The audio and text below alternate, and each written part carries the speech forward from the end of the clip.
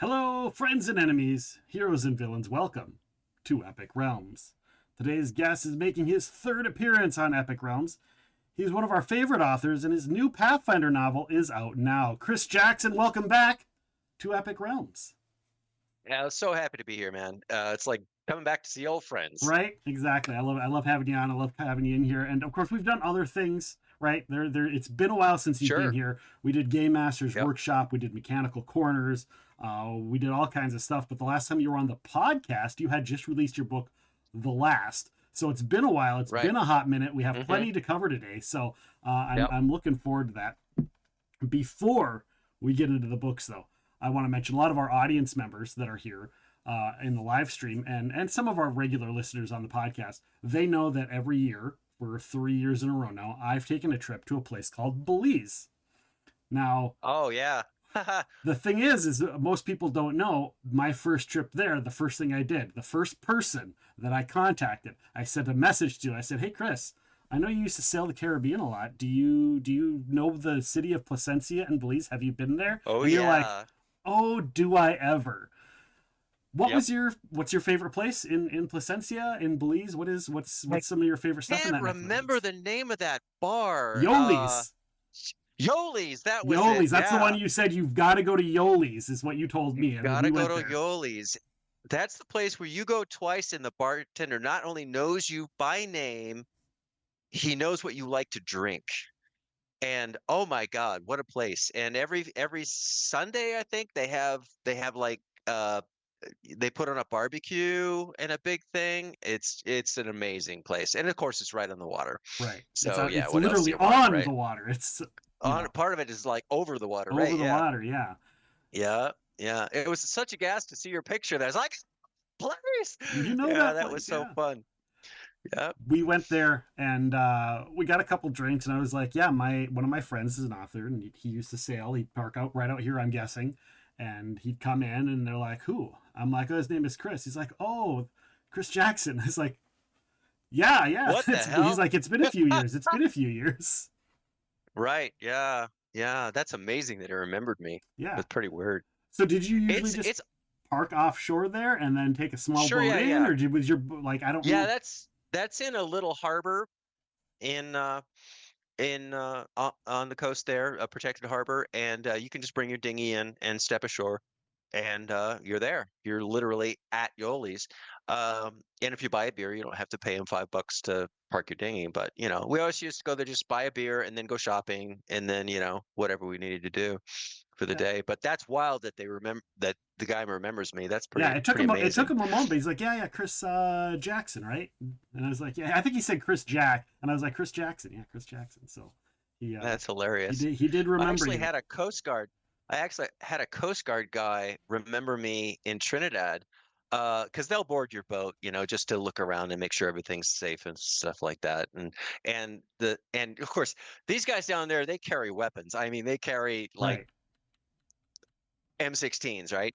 And so they boarded our boat, and he said, "Wait, I know you." And I was like, "Uh-oh." Now, I'm not a drug runner, I swear to God.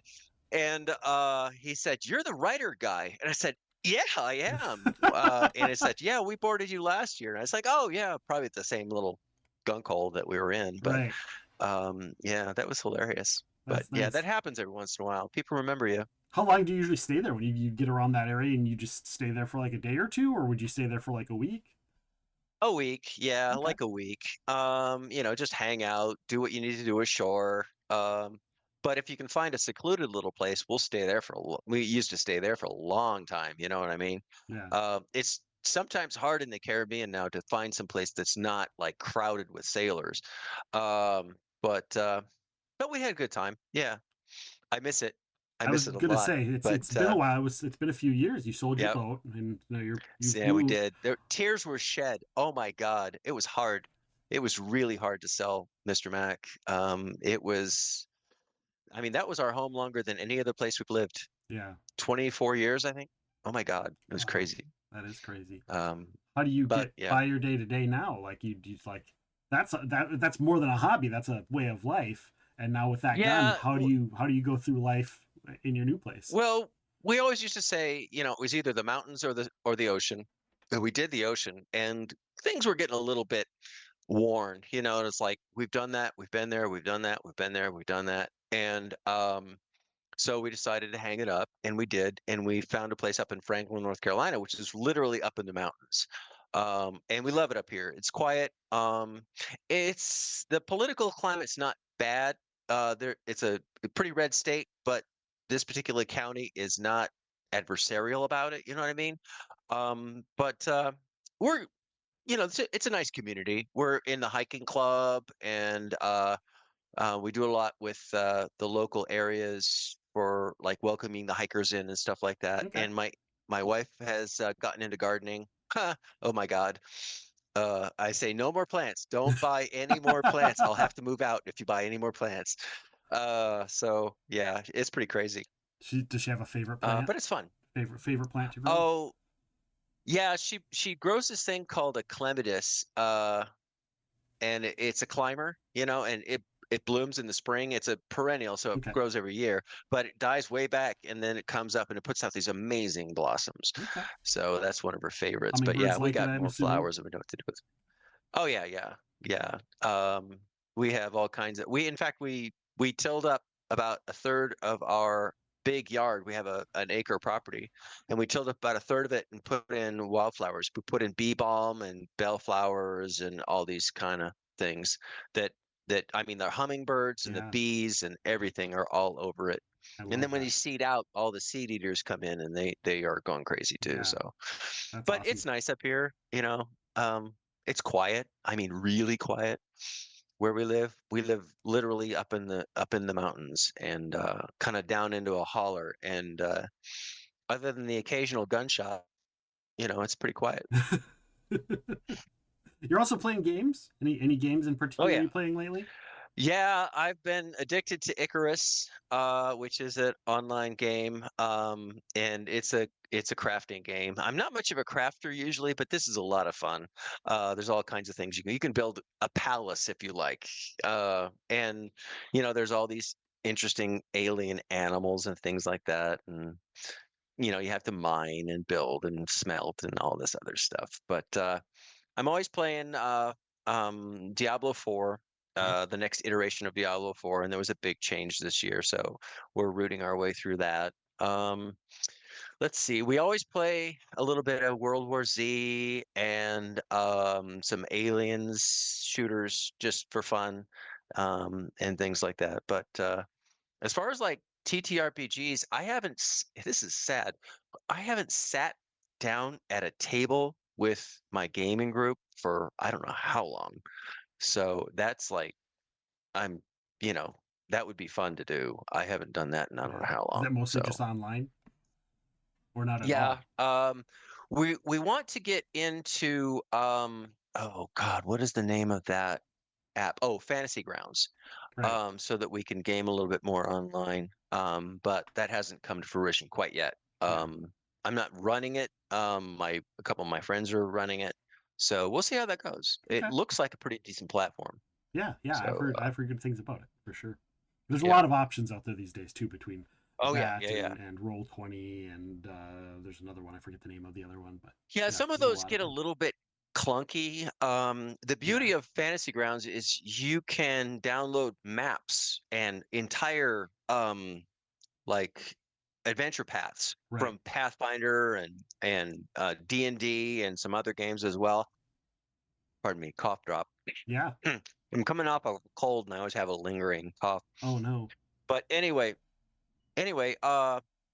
so the maps are already made for you. You don't have to do that. Whereas if I'm playing Roll20, you have to actually make your own maps, which Oh is wow. labor intensive, Yeah, we just or But you can, import them and try and line them up perfectly and right, right, right, right. sure. But anyway, but it's always fun. Yeah, We mentioned the last time you were right. on. We talked about the Sure. last. You finished that entire Right. trilogy. Yes, I did. You had a lot of high hopes for the trilogy. You had plans for where it was going to go. You had ideas. You were super excited for it. Did everything turn out Right. as you planned, or did you have to pivot at all? The story did, absolutely. the story went exactly where I wanted it to go. My publisher, John Hartness with Falstaff Books, was very, very intrigued with with the series and the concept. Um, it's a very different series, as you know. Right. It's not your typical fantasy or post-apocalyptic fantasy. Um, but it didn't get the fan following that I really hoped for. And I keep scratching my head wondering why. Maybe it's just a marketing thing. Maybe I'm just not out there enough. Maybe I don't do enough conventions, things like that. But people who have read, I mean, it's gotten great reviews, just not very many of them. Yeah. But it's a good story. It's gritty, it's sexy, it's violent, it's the future nobody wants to live in, right? Right. And I wrote it before a lot of the things we're having to deal with right now, and it was like I was prescient. It was like, wait a second, what? This is happening now, and Right. this is what I wrote. And so it's it might be a little bit too gritty for the fan base right now because of what we're going through. Right. But all things considered, it's a good story, and I really fell in love with the protagonists. And yeah, it's it's a solid piece. I was super proud of it. But I'm always writing new stuff. Yeah. You talked about I wrote, the research that you had to work on during that. oh God, Have you had to do more research for other things than you did for that, or is that like your most research heavy as piece? as a matter of fact, I wrote a Asian themed, not in Asia, but Asian themed high fantasy trilogy called the Seeds of Darkness Yeah. trilogy that is finished. And it's different in that every book in the trilogy has a different protagonist, but the story carries the previous protagonists through the next one. But it's high fantasy, but it's set in an Asian themed area, and I really had to do my homework. And I don't know if you know this about me, but I'm a cultural nerd. I'm Yeah. actually I I I go down a rabbit hole, and it's like I'm there a week. Yeah. Um, I spent a week watching videos on how the Mongolian horse bows were made, the kind that Genghis Khan used, Right. Right. that changed the world back then. And it's fascinating. It's absolutely an art form that's almost lost to humanity. Yeah. And watching this Korean guy make one of these things in a 2-hour video was just, my jaw was on my chest. It was amazing to watch. So I got to use all of those details in creating this milieu. The middle story is okay. The first story is Chinese themed. The second story is Mongolian themed, and the third one is Japanese themed. Okay. Um, and it runs the the the main um, thematic constant throughout them is it's based it the protagonist really has to overcome discrimination from racism, discrimination from disabilities, and discrimination from sexual orientation. So, and they overcome these disabilities. But the seeds of the dark gods, the theme behind the whole thing is that the dark gods are trying to infect the realm with their evil. So Right. my heroes have to overcome that, of course. So, but it's a fun series. And I love writing high fantasy. It's like Yeah. Right. I'm crazy It's about your it. So, place. and it's set in my world, so it kind of crossovers a little bit with the Bloodsea Tales that I wrote, the Oh, okay. pirate stories there, generations later, actually. Okay. But yeah, it's always fun to write a little crossovers, drop a few names here and there. Well, and But you were writing that at the same time you were writing the other series. There was a little overlap in time, wasn't there? sure. Not so much. No, I finished up with the Bloodsea Tales, and then I dove right But I into this mean, next one. I mean the other one we were talking about, the last and the first and those. There was overlap in Oh writing. yeah, I was plotting out those other novels. Sure, yeah, for sure. I hadn't started really writing yet. You know, I can write short fiction while I'm writing novels, but I can't really write two novels at the same time. Yeah. I forget what I'm doing. So I was wondering how that you was know, a challenge to go from, book 2 of this to book 1 of this, and then book 3 of this, and then book 2 yeah, of this. I've never really done that too Okay. much. I tend to stick with the project until I think it's finished, Okay. and Okay. then write the next 3 And books, you then know. the next year just burn them all out. Well, that's what I did with the Bloodsea Tales is I Right. thought it was going to be a trilogy, and then a secondary character was screaming me, me, me, me, me, and I had to keep going. So, and I think I love the way it turned out. I have a lot of fans of that series. Yeah. But You have a lot anyway, of fans of all your series. Let's be honest. Let's be honest. well, I hope so. Right? That you wouldn't Yeah, be here 3 times if you didn't, right? that's true. That's probably true. Yeah, You also did some other books in this time, right? Since we last chatted, you went back to sure. Shadowrun. You did some more Shadowrun, a little short story there. Yeah, I did some short stories in Shadowrun. Yeah, that's always fun. Um, I got the offer to do a novel for Shadowrun, but I didn't really think A, that I could do it justice, and B, that I was getting paid enough. Okay. Not to say anything against Paizo, or no, I'm sorry, Catalyst, Catalyst, but yeah. yeah, um, I kind of draw the line at a certain level, Right. you know, per word, and if I'm going to spend 2 months, 3 months writing a novel, I got to get paid for it. You know what I mean? Yeah. Um, not that the money is all that's about, but it's kind of like I feel like if if authors start doing their work for less than market value, you're setting a bad precedent. You know what I mean? For other authors out, Right. newer authors out there, and things like that. So, and hey, inflation. Everybody is scrabbling to make ends meet these Right. days, and so, not that I really am scratching for every penny I can get, but you know, There's a certain point writers that need to you're make at, a and you're like, living. I can't really go below Artists, that. It's just what it right? is. Artists need to make a living, and they set a number, and I said, well, this is my minimum right here, and I said, we can't do that. So I was like, I can't write you a book. I'm happy to write you short fiction, but because I can crank out a 5,000 word short story in a week. Right. Um, but a novel, soup to nuts, will take me 2 to 3 months. Right. And that's if that's the only thing I'm doing. So, Yeah. And you've got other but plenty of other people coming to have you do novels too. right. So Yeah, and short stories too. right. I'm right. I just finished up the final edits for a short story for a British outfit. The game is called Dystopian Wars. And it's kind of almost a board game-ish thing, but their Yeah. world is pretty rich. It's kind of a dark future. There, everybody's fighting everyone, and everybody's got these steampunky, weird, weapons and ships and mechs and stuff like this. And I got to write like a submarine um, novel for them. So that was super fun. That's awesome. Not novel, I'm sorry, short Short story. story. Yeah. Short story. Yeah. But yeah, fun outfit to work with. And they're looking for new writers. So if you're a writer and you like dystopian futures or pasts, actually alt history stuff, maybe send them a line, Yeah. because they're looking for people, good writers. So Yeah. For sure. And then of course you're doing. It's always fun to do tie-in stuff for games, whether it's sure, RPGs it or is. board games or anything, to be able to fill Right, in those backstories, tell those right, stories. So right.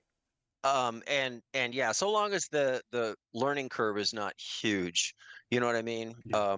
I've turned down outfits that, they send me, or they won't send me the the Bible that I need Yeah. to write the story, or it's going to take me 3 months just to read all the stuff they want me to write the book for. So yeah, there's time is money kind of a Right. thing, For it's sure. there. But you got to treat it like a business, even if it's not your only income. You have to treat it like a business. So Yeah. For sure.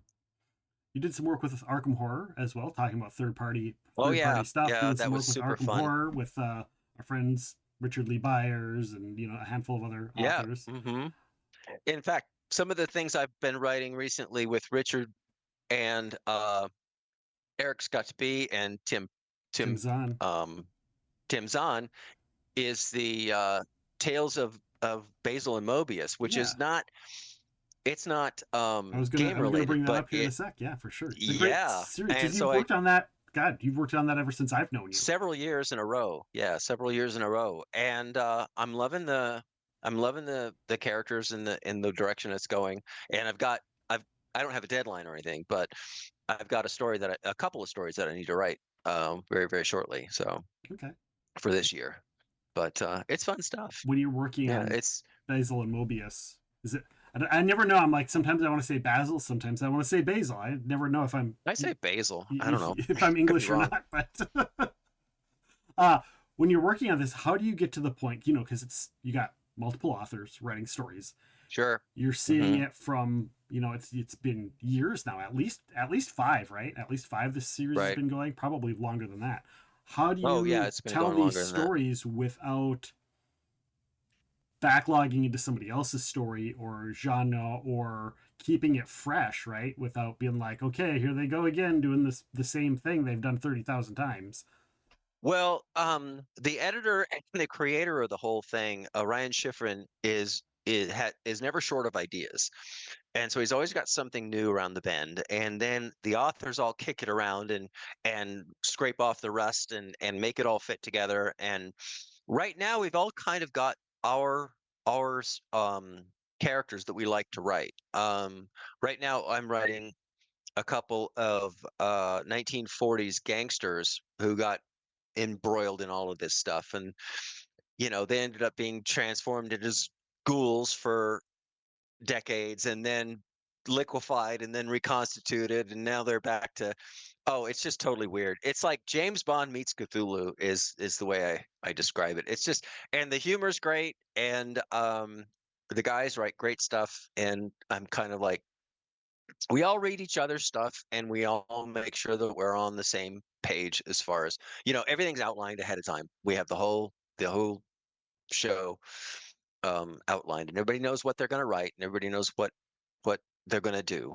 Right. So there's usually not any big confrontations. So it's not just those two characters. There's a bunch of other characters that you guys are writing as main Sure, there's characters. Basil, there's Mobius, there's Sophie, which is Basil's girlfriend. There's all the evil guys that we've killed over the years. There's the collector, who's an alien who can change shape. There's the chameleon, who's an alien that was killed by an undead warlord. Oh God, it's just hilarious. It's never ending. There's a genie involved now, and an AI that wants to just exterminate all of mankind on the whole planet. His name is Savant. Their name is Savant, I should say. And so it's lots of fun, you know. do But they do they if somebody's coming up to read the stories, do they need to start right at the beginning? it would be best if you at least go back a few volumes. Yeah, to kind of get the idea of who's where and how many universes they're in and things like that. So, and Eric's got to be he wrote in a couple of new characters, fantasy characters, um, Spitz and Yorick, which are kind of like, I don't know. There's a modern equivalent of these guys. I can't remember, but but one guy's big and heavy. Yorick is this big heavy fighter, and Spitz is kind of this little wheeler dealer, and he's kind of can do some magic, but sometimes it works and sometimes it doesn't. But he's really good at that, and so we dovetailed that into the whole story. They're time hopping and things like that. Yeah, So, but that's it's really fantastic. fun. That's fantastic. Yeah. You going back to the Arkham Horror, what brings you into something like that, and how does that differentiate from like a Tales of Basil and Mobius? Which is kind of Sure. similar in that genre, right? The Cthulhu esque kind of feel. It is. The Arkham Horror stuff was a lot more horror. Right. And so I had to pace things differently then. And thank God I had never written horror before until I wrote The Deep Gate. Um, and I wrote part of it, and I showed it to my wife, and she says, "Your pacing is wrong. This is horror, not science fiction or fantasy." And I did not know at the time, but the pacing is totally different Yeah. for the two genres. And this is what the readers expect to read. So you got to kind of, learn a skill set. So instead of the arc that is generally for fantasy science fiction is a bang to start with, and then things settle down, and then things build up. Well, horror is this the creepiness starts low and starts increasing throughout and until the final crescendo of ultimate creepiness. So I got to write, of course, the sailor guy. God, I can't remember his name.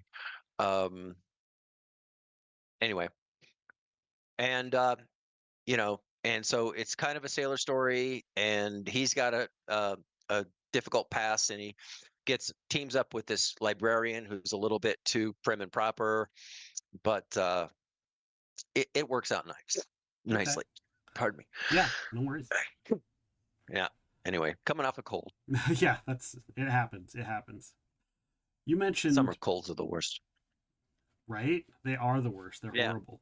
Mm. Uh, I tend to get them in the late fall, and then they stay all the way through till spring. So Oh, horrible. definitely not the funnest thing in the world. No. Are a lot of these people just keep coming back to you, or do they change up because companies don't always have the same people in charge? So whether we're talking about a Paizo, whether we're talking about Right. the Arkham Horror or the Catalyst, whoever is Right. reaching out to you, sometimes that person changes Right. at a company, Exactly. and then Yep. but they still like these are our authors, so that whole transfer and knowing who to contact and how to contact, how does that affect you as an author working on projects? And sometimes they go back to the same authors and sometimes they don't. I really wanted to write more in the Arkham Horror universe, but the editor that I worked so well with there, she got a job someplace else. And I asked her who to contact, and I contacted them, and they kind of went, "Nah, no, no, thanks." And I'm like, "All right, no big deal." Once again, it's a business, Yeah, right. If they want to go a different direction, absolutely, it's their choice, it's That's, their yeah, their company. choice, their job. Um, and just like Paizo, they've changed a lot since I wrote my first trilogy with them. The company has changed a lot, and the game has changed a lot. Right. And writing the story was very different than my first three. So same characters. I got to write my pirate characters into the story, so that was very, very fun. And getting to write Valeros, one of their iconics, and create a new iconic, that was totally fun. Um, but there was some editing going on, and their readers kind of said, "This doesn't work for us anymore. Kind of, can you just change this a little bit?" And so I'm always happy to make changes. Absolutely. It's my job. I will make this fit what you want, not what I want. I'm just a contractor. Right. It's like hiring somebody to build your house. You're not going to argue with them about what house you want. You tell them what you want and they build it. That's what I Right. do. I build stories. Hammer, nail, build stories. Yeah. And if you got to go back and fix it, you go back and fix it. That's the Right. job. Right. Yeah. Oh, you wanted the door on this side of the bathroom. Okay. That's going to open under the yard. Yeah, we like that. Okay, great. It's your house. You're the one who has to live in it. Right. But it works out in the end. And I worked with Mark Moreland this time instead of oh, James Sutter. James Sutter. I'm terrible with names. I gotcha. Instead of I gotcha. James, which was different, but he's super supportive. And once again, anything I wanted, I got. That's the kind of company I like to work for. If you have issues with even the art that comes out, you can kind of mention it and they'll say, well, okay, we'll talk to the art department and see if we can do something different. You know what I mean? And that kind of input is really makes you feel good as a writer. Um, because I love the art they do. The art Right. that Paizo does, oh, it's always just top notch, absolutely amazing. Well, I'm gonna pimp this now. Big That's dragon. some fantastic art. And I know you guys on YouTube can't see this, but just look up Operation Hellmouth on Amazon or wherever, and the cover art is just amazing. Big dragon, couple of fighters trying not to get roasted. it's just fantastic. It's So, really cool. Yeah. and they took that scene for the cover right out of the manuscript. So, absolutely snicked it right out of there. So that always makes you feel good too. Yeah. You and I chatted a little bit before the stream about some of this and some of the process. And Oh a yeah. lot of this show, a lot of Epic Realms, the core started off with, I want to talk to a bunch of Pathfinder Tales novelists. You know, Hmm. whether it be you, whether it be Ed did a book, Leanne Merciel, Gabrielle Harboui, that like they've all done Pathfinder Tales novels, right? Sure. Dave Gross did Pathfinder Tales. So Ton of them. Yep. just going with that, I was like, I want to have these are some of my favorite authors, and of course, obviously, we've had other game people on and whatnot as well. So it's really cool when a year or two ago they said, yeah, we're making new Pathfinder novels, and I said, great.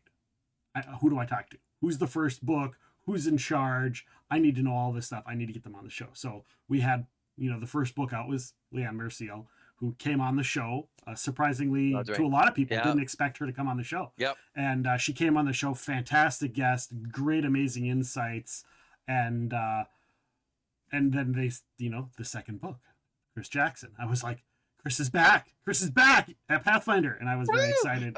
Uh, I Yep. don't remember if I messaged you or not, or if you messaged me, but I was very excited. And so here we are, the second run of the novels, because they had canceled the novels. The Good. second run of the series, they're starting over. They're putting out new novels, and Right. you two are the first two to have a book. Right. Walk us through that phone call or the email or whatever it was where you first even thought this was an inkling of an option. Well, I knew that Leanne had written God's Reign, Okay. and I read the book and I loved it. And then I knew that Tim Pratt had written a Starfinder novel, and I hadn't read that one yet. Right. I forgot about the And Starfinder novel. yeah, there's a couple of them out now. I think there, or another one. I think Tim's written a second one. Okay. Um, anyway, and as I was kind of waiting for that novel to come out and hoping, I didn't want to contact them just because.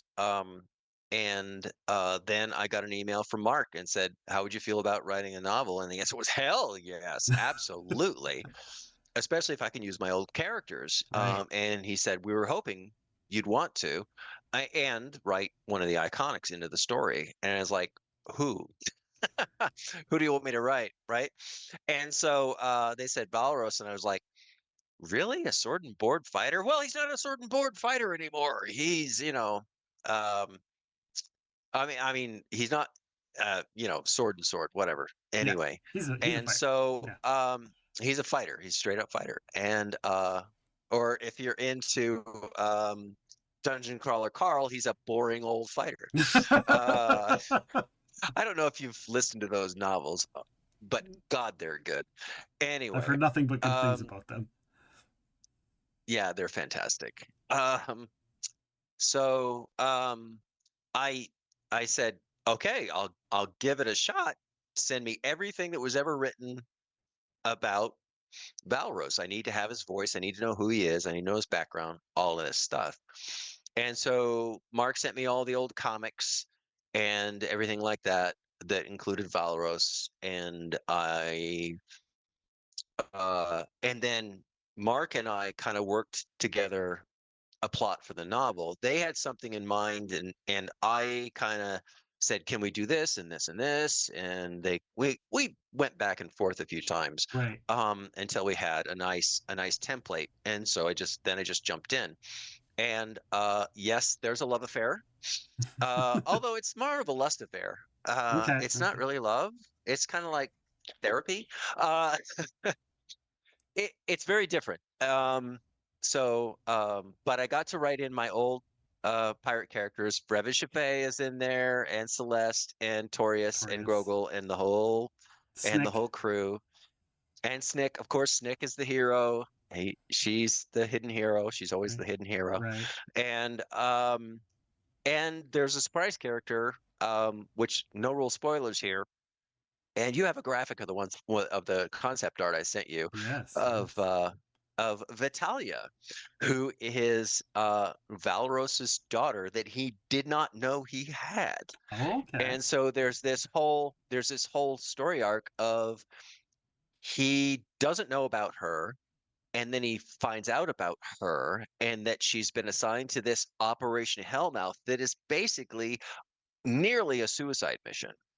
And they know things about this mission that the team that was sent, Team Peregrine, of which Vitalia is a part, does not know. And so they have to catch up to the party that is supposed to interfere with this Hellmouth. That is literally a two-directional portal into hell. Okay. And of course, the um, the Inner Sea is at war. Cheliax and Andoran are at war, and everything else is just a mess. Right. But so they're right in the middle of this whole mess, and they've got to get to point B before Team Peregrine gets to point B and gets roasted by this huge infernal dragon. Wow. So it It's could be worse. crazy. Crazy, And crazy. there may be a war shard, one of the pieces of the dead god that have been Yeah. falling From God's Reign, to yeah. Golarion, God's reign. One of those is involved too, so things Okay. could get really ugly. Fascinating. So yeah, it's fun stuff. You mentioned you wrote this story up and then there were changes to be made. How hard are those Oh changes? yeah, Like, do you have to go back and like, okay, well, this one thing needs to be changed and that changes the entire course of the entire story? Or is it just like little things here and not there? not really so much, but I really had to change the personal interactions because I kind of wrote things a little bit steamier than the current uh, readers were prepared for, Okay. and it was kind of that. Really, that's what she's gonna do. Okay. So I had to change some character motivations and things like that. Um, but when it all shook out, I think it's still, it didn't change the arc, the story at all. But yeah, there was this whole idea that some people were misunderstanding that um, Valros's involvement was to quote rescue his daughter when she's every bit of as good a fighter as he ever was, if not better, and she doesn't need rescuing, and he Right. realizes that. And he's got some advice from another iconic, Nalmika. She's the gunslinger. Oh, yeah, yeah, yeah, yeah. And she's a mom. She's a battle mom. She had a family and was a guard, and now she's an adventurer and everything else like that. And she gives him some hard advice, about don't try to interfere with your daughter's life. That's never going to work out well. You can tell her your experiences, but don't try to cut and paste your life onto hers. But it's an interesting meeting with when Vitaly and Balros first meet. Of course, it's at the tail end of a battle when they're fighting side by side and everything else like that. And no spoilers, but I'm going to spoil it anyway. And so they're face to face, and everything's dead around them. All the demons are dead around them, or devils.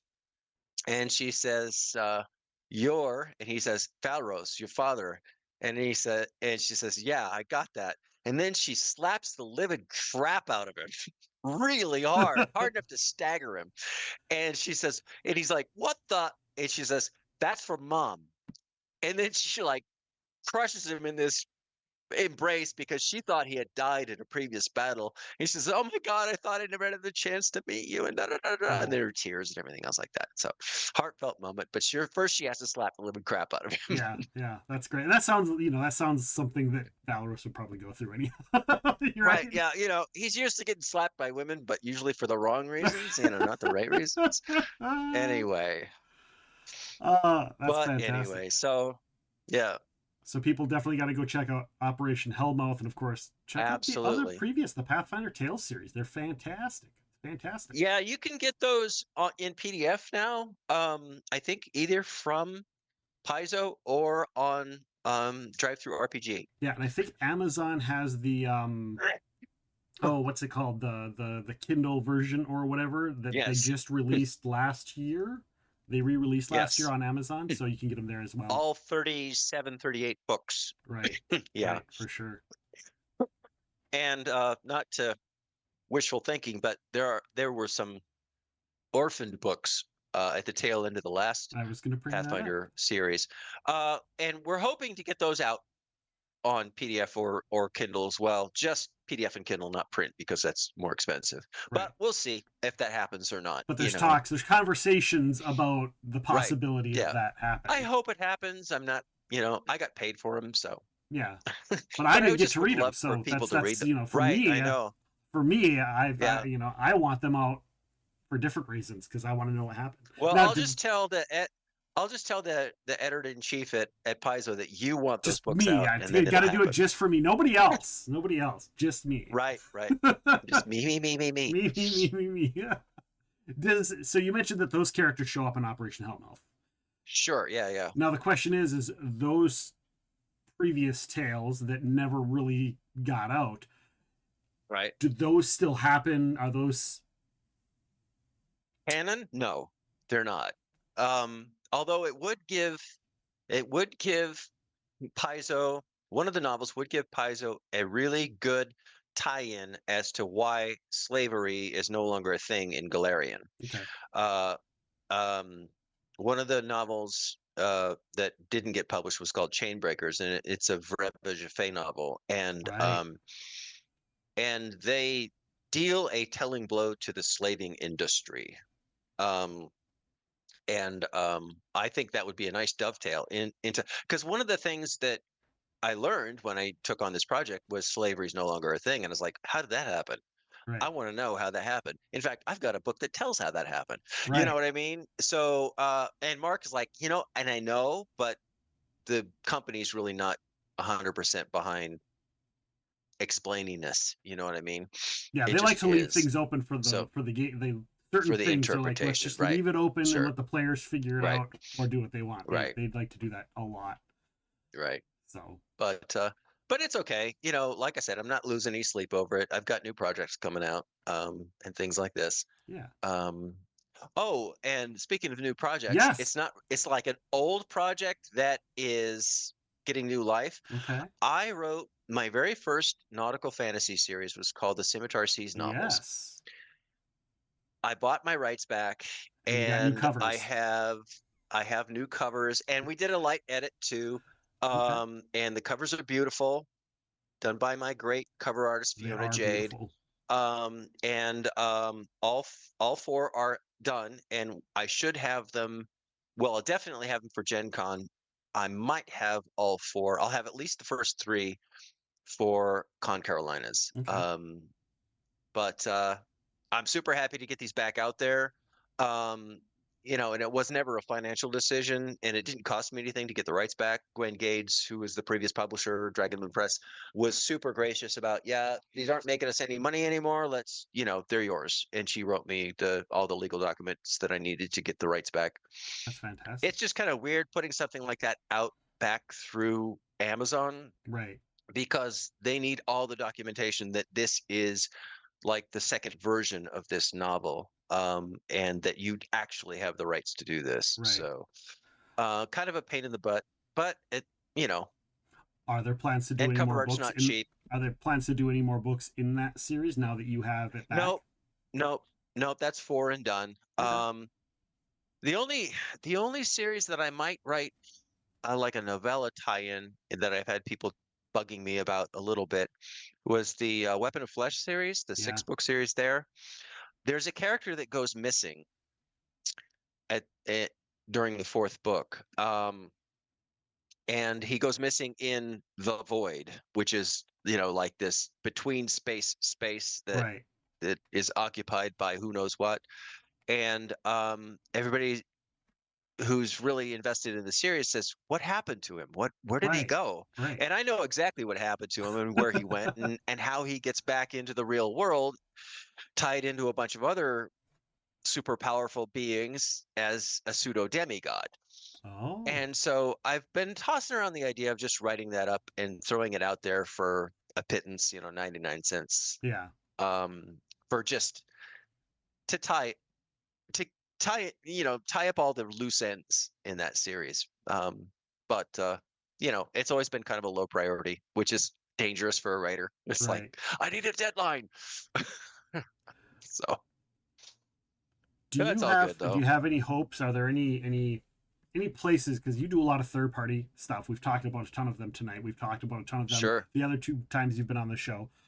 Are there any, now that there's been time, new places have popped up, places have changed, different guards are running places at different places? Are there any Right. other third party companies you'd love to go back to, or that you just love to go and work at and write a story in their world? There's always something new. I don't have any like that I would walk up and knock on their door, but every year that I go to Gen Con, I see all these new companies putting out great products and great games. And one that really caught my eye was a like a steampunk aerial combat game that was part RPG, part board game, Okay. and really looked interesting. And I would have loved to have written in that. Anything with any nautical slant to it, I would be on that like white on rice. Right. I just that's my bread and butter. You know that. Yeah. If it floats, I will write it. That's why the Dystopian Wars guys came to me. Um, have we mentioned this yet We on did. this? Yeah. We mentioned it earlier Okay, on. yeah. So that's why they came to me is they kind of wanted a sea story, and I was more than happy to write that for them. Um, and it didn't take very long, and it's fun. Yeah. And It's submarines float weird. sometimes, Yeah, well, unless they're not floating, right? unless they're not floating. Unless they get attacked by kaiju-sized mechs from the Empire of Japan. So, Yeah. Yeah. I love the fact that people ask, like, they ask about the nautical stuff, and I usually mention your name, and I'm like, right. and I go, it doesn't matter, like, if it's a ship in space, if it's a ship underwater, if it's a ship that flies, if it's a ship that's on sea, Chris has written them. Find Chris's That's pretty stuff, much you'll it. find something. Yeah. You'll find something you like. It was so funny because my editor highlighted one thing in the story when I said these guys are on this new ship, and it's a crowded little destroyer, and they had to share the head with 150 other sailors. And he said, "Share the head. What is this? The head is the bathroom on a boat, okay?" So, and everybody's going to get that except you. So Right. just leave that, please. How Anyway, so often do you have to I forget explain nautical? sometimes that I'm writing for lubbers, you know what I Yeah. mean? Yeah. The people that, oh, the pointy ends, the what? That's bow, dear. Right. How often have you had to explain to editors what the different parts of the ship are, Well, I or went through terms that in whole general? thing with with Paizo writing, the parts of the ship and how and it's interesting because you have to be careful how deep you go into nautical ease, Right. the language of nautical things. And and that was when I was working for James Sutter, and he says, "I don't understand half of this stuff, but please, I want it to be authentic, but I don't want it to bore the reader." And I was like, "I'm pulling back as much as I can, and it's always nice to have somebody on board the boat in the story who's not a nautical person, Right. who they can explain things to, oh, that crossy thing, that's called a yard, Right. things like that. Foresail, aft sail, jib, Genoa, anchor. Right. The anchor should be. Most people should know what an anchor is. Should know what an anchor is. They but should. Yes, but they as the should. term of an action, you know, Right, two-way anchor, then right, you right, have to start explaining. right. Well, I've read old nautical books, Patrick O'Brien books, where they didn't call it the anchor; they called it the bower. They sunk their best bower, Oh, I haven't heard that one and before. running a lead line. A lead line is before they were depth sounders. They had a lead line, Yeah. and there's a series of marks on the thing, and they'd either call by the deep or by the mark, depending on how deep it was. By the mark 12, by the deep 6, Yeah. and yes, I have all this stuff in a file. And time of day, the dog watch. The dog watch are the foreshortened watches where each watch gets a meal in the evening. So they're 4-hour watches instead of 8-hour watches. So That's awesome. I love all of that it's stuff. The stuff that I it's do know fun. and the stuff I Yeah, don't know, I'll listen to it right, all day long. right. Yeah, It's it's fun. some of my favorite stuff. You have any other projects that we haven't mentioned that you'd like to talk about or promote? Well, I'm in the middle of a series of Middle Eastern flavored fantasy. The first one's done. It's called Desert Dogs. It's a Changeling series. I think that might actually be the title, the Changeling trilogy. It's about a guy who is a changeling, and he has an animal companion named Max, a dog, a big dog, and the two of them are in the first book in a small desert kingdom that has all kinds of troubles, and they get all embroiled in the middle of it. And yes, there's romance, but and of course Max is the wise ass. He's in fact, the scene opens up with Jimry. He's the changeling fellow, and he's a warrior. And he's lying on the ground, and it's raining, and he says, "Wait a second, we're in Marathia. It doesn't rain. This is the desert." And then he smells the urine. Oh. So Max is pissing on him to wake him up because he's passed out drunk, and the city guards are after them. So yeah, and things devolve from there. There's a lot of dog humor. That's great. That's great. So anyway, all right. And but what's it's that a going to lot be of called? fun. I think it's going to be called the Changeling trilogy. Okay. The first one is Desert Dogs. The second is Night Wolves, Knight Wolves, and the third one I haven't decided yet. Okay. But I've got it outlined. Do you know So you have an idea of when should be fun. people will be looking for it? I'd like to get the third one at least halfway done before I publish the first one. So Okay. maybe next year sometime. Okay. I might have the first 2 books out. But it's fun stuff. Humor is involved. And romance, of course. At least in the first book. Okay. Love humor, love romance, love all those things. Yep. All the things. All the things. Yep. Awesome. You're going to be coming up. You mentioned Con Carolinas. That's in Charlotte, North Carolina, May 29th through the 31st. Yes. You're going to be at Gen Con at Indianapolis, Indiana. Con. That's July 30th through August 2nd. And Dragon Con, right? In Atlanta, and Georgia. Dragon Con. And that's in September, September 3rd through 7th. So if anybody is listening to this and wants to meet up with Chris or buy one of his 10 million books, you can do that. And they're all there, and they're all fantastic. And it's one of the artists, one of the author alley tables that every time I go by, I'm like, even if I didn't know Chris, I'd walk by and be like, look at the art on all of these covers. He's always got the best covers. Always draws your eye. Always grabs your attention. So definitely go and check out Chris at all of the conventions. They can find you at jacksbooks.com. That's your main website. Social media is where can people find you on social media? On Facebook, make sure you look for Chris A. Jackson, and you'll see my smiling face. And then on Blue Sky Social, I am C.A. Jackson 1, numeral 1, and you'll find me there. That's all the social media I do. It's driving me crazy these days. Social media is hard these trying days. to keep it is hard. Yeah, Insane. There's a lot of negative. Yeah. But Blue Sky is actually a ray of shining light. I kind of like Blue Sky. There's a lot of great supportive people on there too that are just like, hey, I want to support all the things and all the things. Yeah. And I try to keep my Blue Sky account to writing issues and things like that. But Facebook is off the rails. I'm political on there. So stand back. Stand back. Watch out. I'm there for it. Yeah. Yeah. All right. All right. Chris, thank you so much for being here. I appreciate you. It's always a pleasure. People that are in the live stream chat, please stick around because we're going to be doing the Q&A with Chris Jackson here in just a little bit. So again, please stick around for that. But first, coming up on Epic Realms, Tim Seeley is a well-known comic book writer and artist, having worked for DC Comics, Marvel, Image, and so many more. He's currently working on Godzilla, X-Force, Venom, He-Man. he's just got a lot of stuff that he's working on now, and he's got coming up down the road. So he's going to be joining us May 25th. That podcast will hit the feeds on May 26th. Also coming up, the amazing queer romance author Amanda Mavison is going to be joining us.